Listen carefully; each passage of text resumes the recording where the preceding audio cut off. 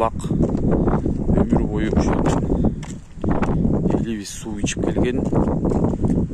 Азыркы күнгө чейин мына ичип отурабыз. Бүгүн мына үйдө водопроводдо суу жок. Анан ушул немеге келип суу алабыз. Азыркы күнгө чейин ташыйбыз, ушу булактан ташып ичебиз. 5 күнгө да өзүбүздө көйгөй болуп турат суу маселеси. Алла Тааланын берген булагын башка бири басып алган уят. Элге суу жетпей атат. Кээде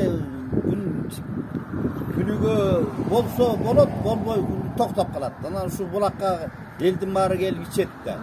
Мурун 100 менен алып кетиптер.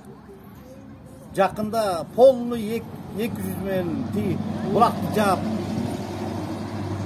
жаап тартып алыптыр. Астында ватакка чыгып турат. 3 жерде ватакка турса, эми эч ушу акча төлөгөндөн неме болушуп, мында качып şu bulaktan tartып alıptır. Bizde sunu çestakını çekip. Şu bulaktan alıp içiyoruz. Anam bulakka geliyoruz. Bir çaka su dolduruş için üşerde yarım saat duracağız. Geçen ayında su içip kaldı. Gelsek bir truba salıp dedi, çoğun uylar tartып aldık. Su yok. Şimdi satı içiyoruz dedi sunu.